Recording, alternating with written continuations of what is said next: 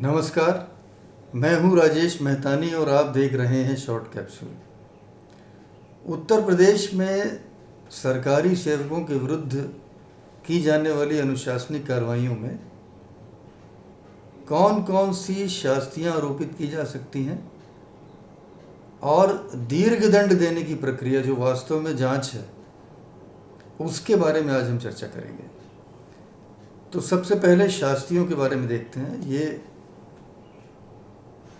उत्तर प्रदेश सरकारी सेवक अनुशासन एवं अपील नियमावली के नियम संख्या 3 में दी गई है। इनको दो भागों में वर्गीकृत किया गया है। नंबर 1 लघु शास्तियाँ और नंबर 2 दीर्घ शास्तियाँ। तो पहले लघु शास्तियों के बारे में देखते हैं।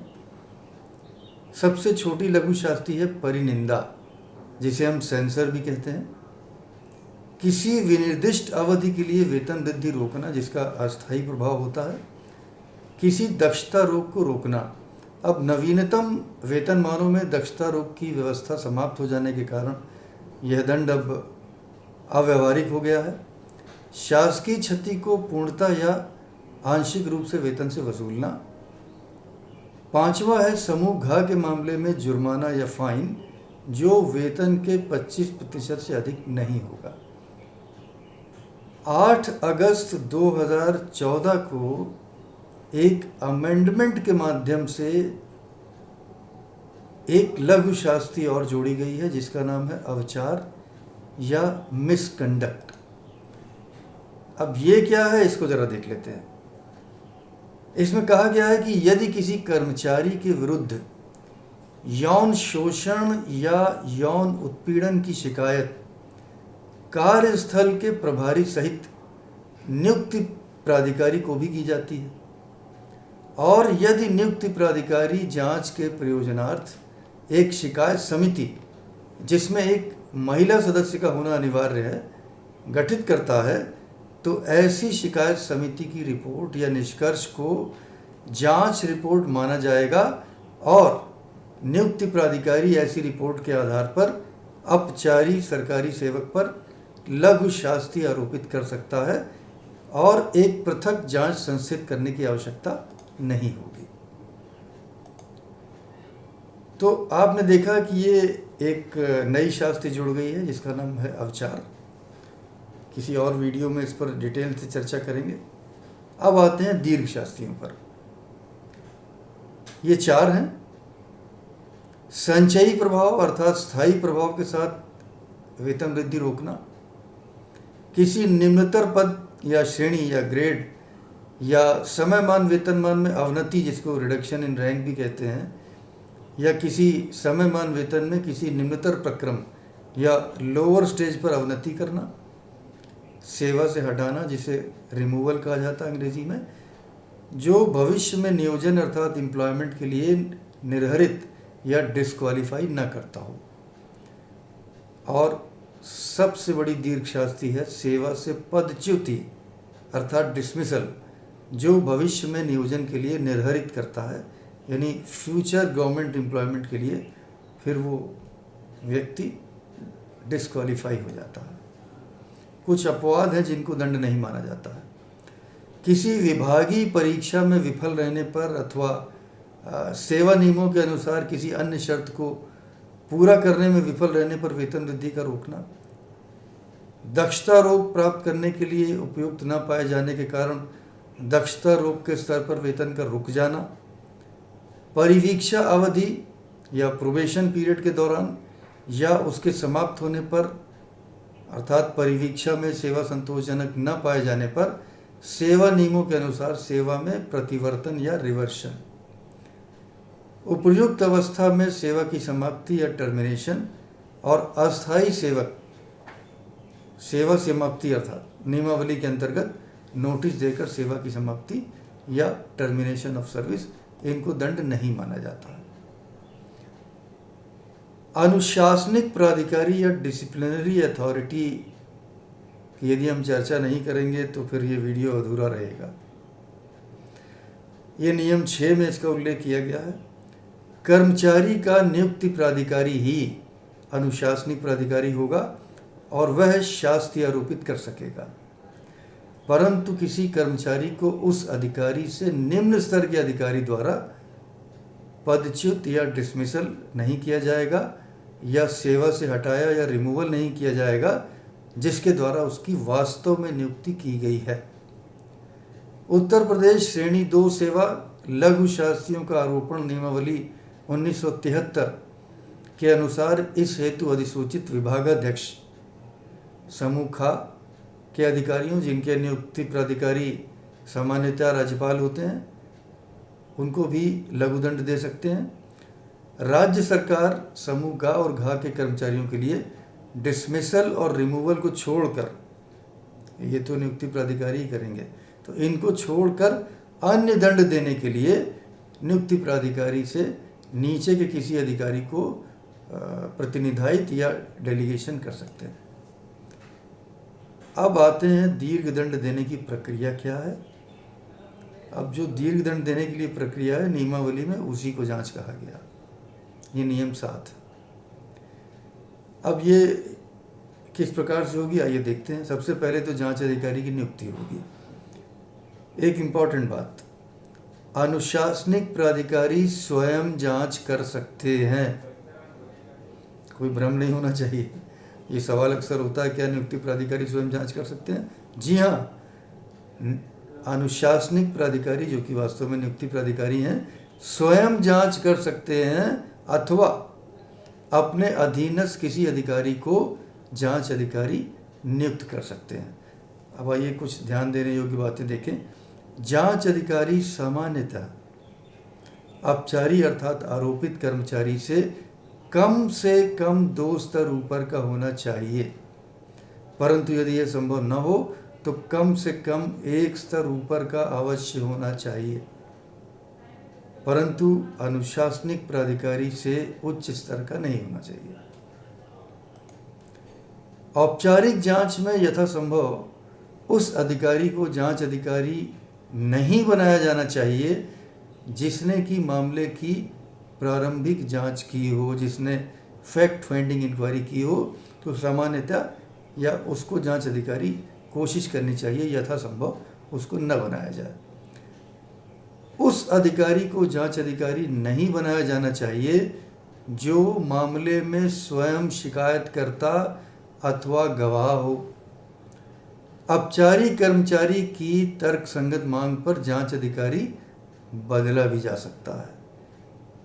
जांच अधिकारी नाम से नहीं वरन पद नाम से नियुक्त किया जाना चाहिए, जिससे उसका स्थानांतरण होने पर कार्यभार ग्रहण करने वाले अधिकारी को जांच अधिकारी बनाने के लिए फिर से आदेश जारी न करना पड़े।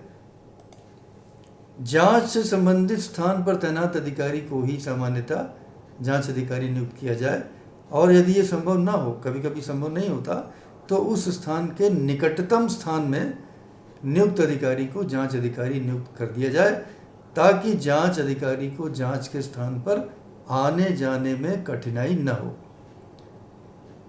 अब आगे एक बहुत इंपॉर्टेंट बात करने जा रहा हूँ। एक मामले में अंतर्ग्रस्त सभी कर्मचारियों के विरुद्ध औपचारिक जांच में एक ही जांच अधिकारी नियुक्त किया जाना चाहिए। यदि मामला जांच हेतु प्रशासनाधिकरण, सतर्कता अधिष्ठान, अपराध अनुसंधान विभाग को सौंप दिया गया हो तो विभागीय जांच रोक देनी चाहिए। ये जितने मैंने नाम लिए ये सब फैक्ट फाइंडिंग इंक्वायरी है ना, तो इसका मतलब अभी तथ्य आए नहीं है पूरी तरीके से। अब ये फिर से हो गया तो फिर आप औपचारिक जांच रोक दीजिए, और सतर्कता या प्रशासनाधिकरण की अंतिम रिपोर्ट प्राप्त हो जाने पर आगे की कार्रवाई की जानी चाहिए। परंतु जिन मामलों में विभागीय नियमों का उल्लंघन किया गया हो और विशेष लेखा दल द्वारा ऑडिट कर लिया गया हो, उन मामलों में नियम के उल्लंघन के आरोप में विभागीय कार्यवाही की जा सकती है। यदि कोई आपराधिक मामला हो तो उसके लिए सीआईडी की जांच रिपोर्ट की प्रतीक्षा की जाए। यदि किसी मामले में सतर्कता अधिष्ठान अथवा सीआईडी के जांच निष्कर्षों के परिणाम स्वरूप अनुशासनिक कार्यवाही प्रारंभ किया जाना हो तो विभागीय अधिकारियों द्वारा कोई और जांच करने की आवश्यकता नहीं है और आरोप पत्र तैयार करने तथा अनुशासनिक कार्रवाई करने का कार्य सतर्कता अधिष्ठान अथवा CID की रिपोर्ट में दी गई सामग्री के आधार पर किया जाना चाहिए, क्योंकि ये सब तो प्रारंभिक जांचें हैं। अब अगर सतर्कता अधिष्ठान ने CID ने आपको कुछ निष्कर्ष बता दिया है तो इसका मतलब प्रथम दृष्टया जो तथ्य हैं और साक्ष्य आपको मिल गए हैं, तो अब आप दोबारा कोई प्रारंभिक जांच नहीं करेंगे। उसके आधार पर यदि आवश्यकता है तो फिर औपचारिक जांच प्रारंभ होगी। अब थोड़ा आरोप पत्र के बारे में देखेंगे। मिसकंडक्ट के तथ्यों को आरोपों के रूप में रूपांतरित किया जाएगा, जिसे आरोप पत्र कहा जाएगा। आरोप पत्र अनुशासनिक प्राधिकारी द्वारा अनुमोदित एवं हस्ताक्षरित किया जाएगा। इस बात का ध्यान रखिएगा, केवल अनुमोदित नहीं, अनुमोदित एवं हस्ताक्षरित किया जाएगा। यदि नियुक्ति प्राधिकारी राज्यपाल हों तो आरोप पत्र विभागीय सचिव, प्रमुख सचिव या अपर मुख्य सचिव द्वारा अनुमोदित किया जाएगा। आरोप पत्र के संबंध में कुछ ध्यान देने योग्य बातों पर चर्चा कर लें। आरोप संक्षिप्त, स्पष्ट अर्थात प्रिसाइज एंड क्लियर और एक अर्थी होना चाहिए। ये बात बहुत इंपॉर्टेंट है, उसका डबल मीनिंग या बहुअर्थी नहीं होना चाहिए, एक अर्थी होना चाहिए। प्रत्येक आरोप के संबंध में अवधि, घटना तथा अतिक्रमित नियम का उल्लेख करते हुए आरोपों की पुष्टि में विचाराधीन साक्ष्यों का उल्लेख करना चाहिए। आरोप पत्र जारी होने के बाद कोई नया आरोप उसमें शामिल नहीं किया जा सकता अथवा कोई नया साक्ष्य विचार में नहीं लिया जा सकता जब तक कि इसकी सूचना अपचारी को न दे दी जाए और उसे इसके विरुद्ध बचाव का अवसर न दे दिया जाए। यदि आरोप पत्र अभद्र भाषा के बारे में है तो उक्त भाषा आरोप पत्र में लिख देनी चाहिए। जिस भाषा का प्रयोग किया था लिख देनी चाहिए। अथवा यदि आरोप अभिलेखों में हेराफेरी का हो तो स्पष्ट कर देना चाहिए कि अभिलेखों में किस प्रकार से हेराफेरी की गई है। आरोप अस्पष्ट होने पर न्यायालय द्वारा आरोप पत्र निरस्त किया जा सकता है, तो इस बात का बहुत ध्यान रखिएगा। जिन साक्ष्यों की प्रतियां देना संभव न हो या संभव हो तो वो आरोप पत्र के साथ दे देना चाहिए, और जिनका संभव न हो उन्हें अवलोकित करने और उनसे उद्धरण लेने की सुविधा दे देनी चाहिए।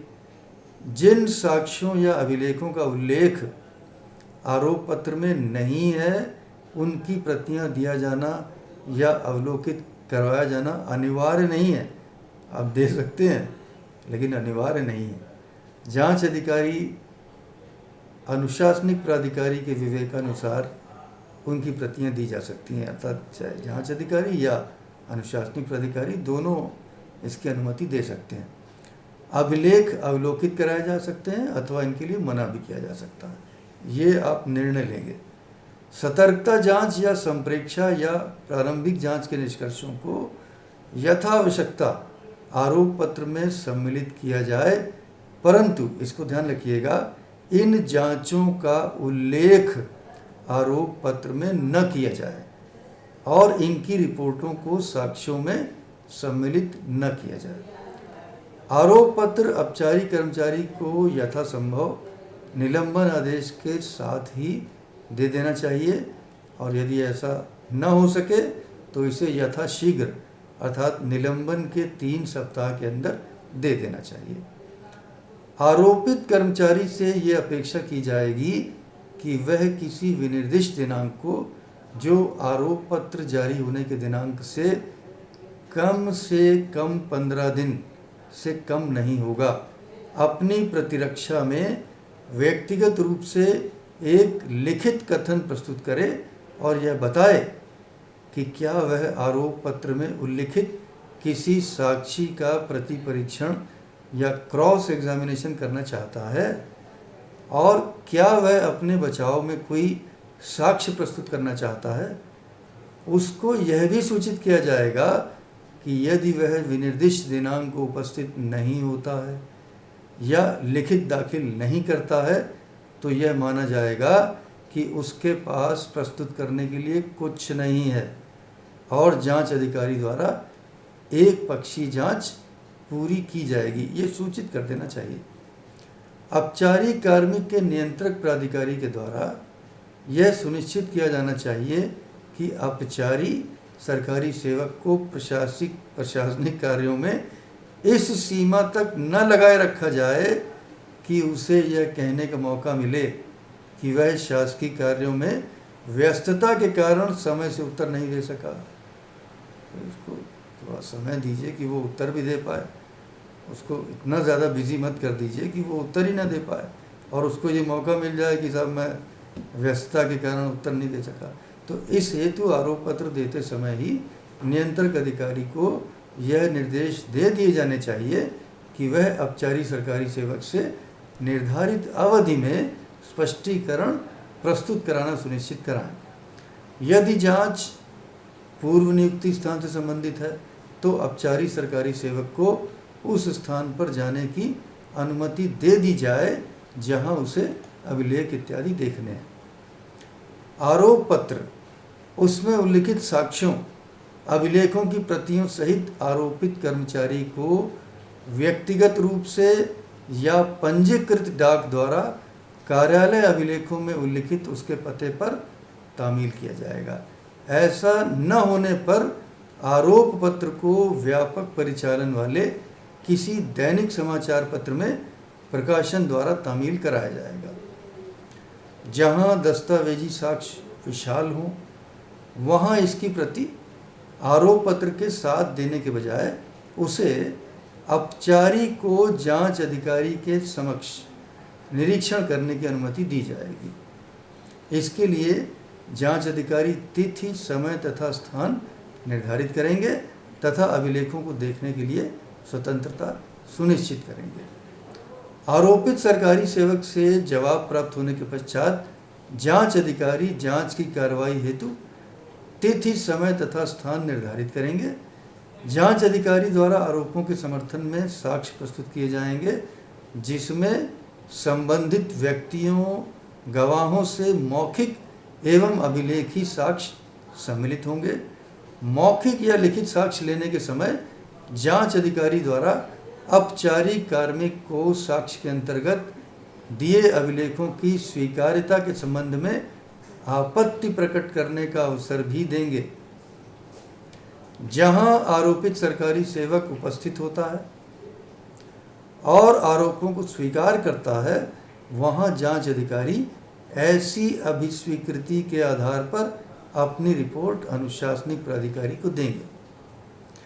जहां औपचारिक आरोपों से इनकार करता है वहां जांच अधिकारी जांच में साक्ष्य लेने की कार्यवाही पूर्ण हो जाने के पश्चात औपचारिक कार्मिक को अपने बचाव हेतु समय, दिन और स्थान निर्धारित करेंगे जिसमें मौखिक और अभिलेखी साक्ष्य सम्मिलित होंगे। इसके पश्चात व्यक्तिगत सुनवाई का अवसर भी प्रदान करेंगे। अधिकतम 3 माह के भीतर जांच पूरी कर ली जानी चाहिए, परंतु जांच अधिकारी लिखित कारणों से किसी साक्षी को बुलाने से इनकार भी कर सकता है।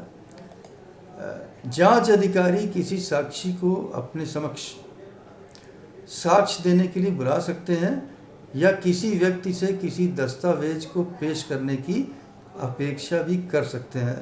अब आप कहेंगे उनको अधिकार ये कहाँ से मिलेगा?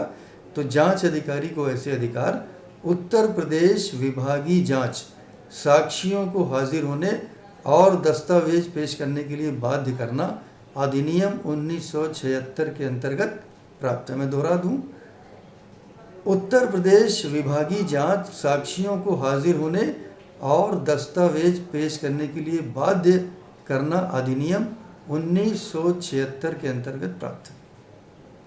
जांच अधिकारी सत्य का पता लगाने के लिए या आरोपों के संबंध में तथ्यों के उचित सबूत प्राप्त करने की दृष्टि से किसी भी साक्षी से या अपचारी से किसी भी समय कोई प्रश्न पूछ सकते हैं। जहां अपचारी जांच में किसी नियत दिनांक को या कार्यवाही के किसी भी स्तर पर उसे सूचना तामील होने या दिनांक की जानकारी होने के बावजूद उपस्थित नहीं होते हैं, तो जांच अधिकारी एक पक्षी कार्रवाई करेंगे और अपचारी की अनुपस्थिति में ही साक्षियों के बयान अभिलिखित करेंगे। अनुशासनिक प्राधिकारी यदि आवश्यक समझें तो अपनी ओर से आरोप के समर्थन में मामले को प्रस्तुत करने के लिए किसी सरकारी सेवक या विधि व्यवसायी को प्रस्तुतकर्ता अधिकारी नियुक्त कर सकते हैं। इसको हम प्रेजेंटिंग ऑफिसर भी कहते हैं। अपचारी अपनी ओर से मामले को प्रस्तुत करने के लिए किसी सरकारी सेवक की सहायता ले सकता है। देखिए, यदि पीओ नामित हुआ है प्रेजेंटिंग अफसर, उसी ऐसे मामले में ही, ऐसी स्थिति में ही अपचारी अपनी ओर से मामले को प्रस्तुत करने के लिए किसी सरकारी सेवक की सहायता ले सकता है, किंतु विधि व्यवसायी की सहायता तब तक नहीं ले सकता जब तक कि अनुशासनिक प्राधिकारी द्वारा नियुक्त प्रस्तुतकर्ता अधिकारी कोई विधि व्यवसायी न हो या अनुशासनिक प्राधिकारी परिस्थितियों को देखते हुए ऐसी अनुमति न दे दे। अब ये प्रक्रिया पूरी होने के बाद जांच रिपोर्ट प्रस्तुत की जाएगी, जो कि नियम 8 में बताया गया है। तो जांच पूरी हो जाने पर साक्ष्यों, जिसमें विभागीय तथा अपचारी कर्मचारी दोनों के साक्ष्य के विश्लेषण के पश्चात जांच अधिकारी अपने विवेक व ज्ञान के आधार पर आरोप साबित होते हैं अथवा नहीं साबित होते हैं के संबंध में अपनी जांच आख्या नियुक्ति प्राधिकारी या दंडन प्राधिकारी या अनुशासनिक प्राधिकारी, एक ही बात है, उनको अग्रसारित करेंगे।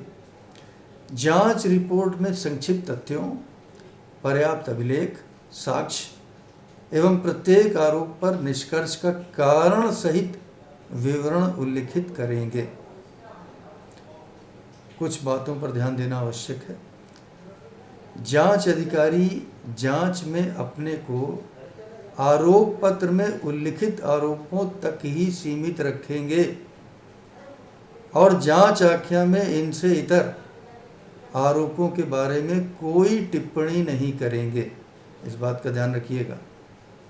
आरोपों के संबंध में निष्कर्ष आरोप पत्र में प्रस्तावित साक्ष्यों के आधार पर ही निकाले जाएंगे तथा इनसे इतर साक्ष्यों का कोई संज्ञान नहीं लिया जाएगा।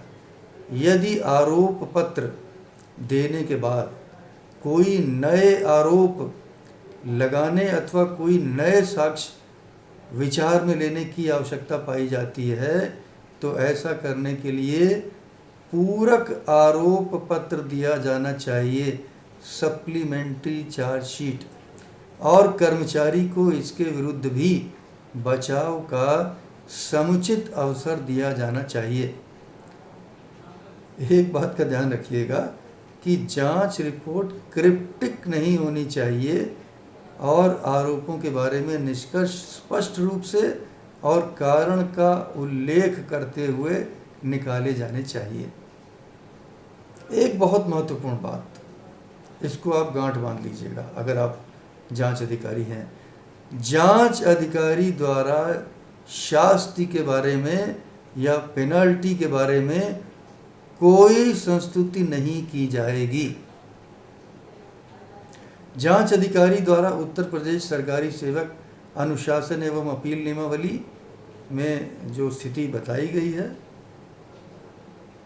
यदि उसके अनुसार जांच नहीं करते हैं तो ये माना जाएगा कि उन्होंने अपने दायित्वों के प्रति उदासीनता की है और उसे प्रतिकूल तथ्य के रूप में देखा जाएगा। एक पक्षी जांच रिपोर्ट देते समय जांच अधिकारी को विशेष सावधानी बरतनी चाहिए। आरोप केवल इस आधार पर सिद्ध नहीं माने जाने चाहिए कि अपचारी ने आरोप पत्र का कोई उत्तर नहीं दिया है। ध्यान रखिएगा, जांच अधिकारी को गवाहों और अभिलेखों का सम्यक परीक्षण करके ही निष्कर्ष निकालना चाहिए। अनुशासनिक प्राधिकारी जो नियुक्ति प्राधिकारी भी है और दंडन प्राधिकारी भी है, लिखित कारणों से मामला पुनः जांच के लिए उसी या किसी अन्य जांच अधिकारी को प्रेषित कर सकेंगे और अपचारी को इसकी सूचना भी देंगे। इसके बाद जांच अधिकारी उस स्तर से जिससे अनुशासनिक प्राधिकारी द्वारा निर्देशित किया गया हो पुनः जांच की कार्रवाई करेंगे। अनुशासनिक प्राधिकारी यदि किसी आरोप के निष्कर्ष पर जांच अधिकारी से असहमत हों तो युक्ति संगत लिखित कारणों के आधार पर अपने निष्कर्ष को अभिलिखित या रिकॉर्ड करेंगे। आरोप सिद्ध न पाए जाने पर अपचारी को आरोपों से विमुक्त कर दिया जाएगा और तदनुसार उसे सूचित कर दिया जाएगा। अभ्यावेदन के बारे में थोड़ा देखें। यदि आरोपों को या आरोपों के निष्कर्षों को ध्यान में रखते हुए अनुशासनिक प्राधिकारी की राय हो कि अपचारी पर कोई शास्ति अधिरोपित होनी चाहिए तो वह एक कारण बताओ नोटिस तथा जांच अधिकारी की जांच रिपोर्ट और अपने निष्कर्षों, यदि उसने जांच अधिकारी से असहमत होते हुए कोई अलग निष्कर्ष निकाले हों तो उसकी एक प्रति आवश्यक रूप से अपचारी को देंगे तथा उसे इस पर 2 सप्ताह के भीतर अपना अभ्यावेदन यानी रिप्रेजेंटेशन यदि अपचारी प्रस्तुत करना चाहता हो तो उनको प्रस्तुत करने का अवसर देंगे। अब आता है दंडादेश। आरोपित सरकारी सेवक का अभ्यावेदन प्राप्त होने पर अभ्यावेदन प्रस्तुत करने हेतु निर्धारित अवधि बीतने के पश्चात, दोनों में से कोई एक बात हो जाए, यानी अभ्यावेदन मिल गया या जो आपने समय दिया था अभ्यावेदन प्रस्तुत करने का वो निर्धारित अवधि बीत गई, तो अनुशासनिक प्राधिकारी जांच और अपचारी के अभ्यावेदन यदि उसने दिया है से संबंधित समस्त सुसंगत अभिलेखों को ध्यान में रखते हुए और उन पर समुचित विचार करके एक या एक से अधिक शास्तियाँ, यानी सिंगुलर और प्लूरल, पेनल्टी या पेनल्टीज, एक से अधिक शास्तियाँ भी हो सकती हैं, तो आरोपित करते हुए एक युक्ति संगत आदेश पारित करेंगे और उसे अपचारी को संसूचित करेंगे। जिन मामलों में लोक सेवा आयोग का परामर्श आवश्यक नहीं है उनमें ऐसा आदेश 2 सप्ताह के भीतर पारित किया जाएगा और जिन मामलों में लोक सेवा आयोग का परामर्श आवश्यक है वहाँ दंडादेश पारित करने के पूर्व प्रकरण लोक सेवा आयोग को परामर्श के लिए संदर्भित किया जाएगा और उनसे 6 सप्ताह के भीतर परामर्श प्राप्त कर लिया जाए और परामर्श प्राप्त होने के पश्चात 2 सप्ताह के भीतर दंडादेश को पारित कर दिया जाना चाहिए। जांच की कार्यवाही में अब जो मैं बात कह रहा हूँ ये बहुत ही महत्वपूर्ण है, इसका ध्यान रखिएगा। ये अक्सर गलती करते हैं जांच अधिकारी। जांच की कार्यवाही में आरोप सिद्ध करने का भार विभाग के ऊपर ही होगा तथा आरोप सिद्ध न होने पर अपचारी कार्मिक को अपने निर्दोष होने का प्रमाण देने की आवश्यकता नहीं होगी। अगर जांच अधिकारी आरोप सिद्ध नहीं कर पा रहे हैं तो अपचारी कार्मिक को अपने निर्दोष होने का प्रमाण देने की आवश्यकता नहीं होगी। कहीं कहीं लोग लिख देते हैं कि ये स्वयं को निर्दोष सिद्ध कर पाने में असमर्थ रहें। ऐसा मत लिखिएगा, क्योंकि आरोप सिद्ध करने का दायित्व विभाग का है और विभाग की ओर से काम कर रहे हैं जांच अधिकारी। किसी विभागीय जांच की कार्यवाही के फलस्वरूप एक से अधिक दंड दिए जाने के आदेश पृथक पृथक निर्गत नहीं किए जाएंगे। एक या एक से अधिक दंड दिए जाने की स्थिति में भी दंडादेश का प्रभाव समेकित रूप से एक ही माना जाएगा। अच्छा, एक सवाल होता है कि डिसमिसल या रिमूवल का आदेश होने की प्रभावी तिथि क्या होगी। तो यह आदेश तत्काल प्रभाव से प्रभावी होंगे। तात्कालिक प्रभाव अब तात्कालिक प्रभाव की डेफिनेशन क्या है? तात्कालिक प्रभाव की तिथि वह होगी जब आदेश संबंधित कार्मिक को संसूचित कर दिया जाए। अब संसूचित किए जाने की विधि उसके बारे में देख लें। आदेश व्यक्तिगत रूप से सरकारी सेवक को प्राप्त करा दिया जाए, या फिर यदि ये संभव ना हो तो रजिस्ट्रीकृत डाक द्वारा कार्यालय अभिलेखों में उल्लिखित पते पर तामील कर दिया जाए। तामीली की तिथि वह होगी जिस तिथि को वह आदेश तामीली के लिए डाक के हवाले कर दिया गया। ये नहीं कि आपने डिस्पैच करके अपनी मेज़ की दराज में रख लिया, वो नई तिथि मानी जाएगी। जब डाक के हवाले कर दिया और वह यानी वो जब अगर आप डाक के हवाले कर देंगे तो सक्षम अधिकारी को उस आदेश में कोई परिवर्तन करने का अधिकार न रह जाए। यह नियम उन मामलों में लागू होगा जहां कर्मचारी निलंबित हो या अनधिकृत रूप से उपस्थित हो, वरना तो आप व्यक्तिगत रूप से भी दे सकते हैं।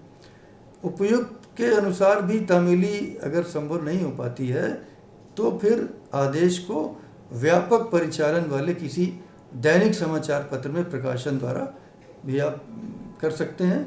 जहां औपचारिक कर्मचारी निलंबित न हो उन मामलों में तात्कालिक प्रभाव की तिथि वह होगी जिस तिथि को दंडादेश उस पर तामील हो गया। ये तो हमने देखा दीर्घ दंड देने की प्रक्रिया क्या है और दंडादेश के बारे में। तो अब लघु दंड देने की प्रक्रिया तो बहुत ही सूक्ष्म है। ये नियम 10 में दी गई है, आइए उसको भी देख लेते हैं। तो लघु दंड देने के पहले अपचारी को उसके विरुद्ध अभ्यारोपणों का सार सूचित किया जाएगा और उसे उन पर अपना स्पष्टीकरण प्रस्तुत करने का अवसर दिया जाएगा। इसके बाद अनुशासनिक प्राधिकारी द्वारा अपचारी के स्पष्टीकरण यदि दिया गया हो तथा सुसंगत अभिलेखों पर विचार करके उचित आदेश पारित किया जाएगा। आदेश में दंड के कारण भी दिए जाएंगे तथा आदेश अपचारी को संसूचित कर दिया जाएगा। यदि किसी कर्मचारी के विरुद्ध यौन शोषण या यौन उत्पीड़न की शिकायत कार्यस्थल के प्रभारी सहित नियुक्ति प्राधिकारी को की जाती है और नियुक्ति प्राधिकारी जांच के प्रयोजनार्थ एक शिकायत समिति, जिसमें एक महिला सदस्य का होना अनिवार्य होगा, गठित करता है, तो ऐसी शिकायत समिति की रिपोर्ट या निष्कर्ष को जांच रिपोर्ट माना जाएगा और नियुक्ति प्राधिकारी ऐसी रिपोर्ट के आधार पर अपचारी सरकारी सेवक पर लघु शास्ति आरोपित कर सकता है और फिर इसके लिए पृथक जांच संस्थित करने की आवश्यकता नहीं होगी। इसके बारे में हमने पहले भी चर्चा की थी, तो आज यहीं रुकेंगे। आशा है ये चर्चा आपको पसंद आई होगी, क्योंकि ये विषय थोड़ा लंबा था इसलिए वीडियो आज थोड़ा लंबा हुआ। तो यदि आपको ये चर्चा पसंद आई हो तो इसे लाइक अवश्य करिएगा और यदि अब तक आपने मेरे चैनल को सब्सक्राइब नहीं किया है तो उसे अभी सब्सक्राइब कर दीजिए और साथ में बेल आइकन को टैप करना मत भूलिएगा। मेरे वीडियो को अधिक से अधिक शेयर करना मत भूलिएगा ताकि मेरी बातें अधिक से अधिक लोगों तक पहुंच पाएँ। आपने मेरा वीडियो अंत तक देखा, इसके लिए आपका आभार। बहुत जल्द एक नए विषय पर आपसे चर्चा करने के लिए हम उपस्थित होंगे। तब तक के लिए आपसे अनुमति चाहेंगे। नमस्कार।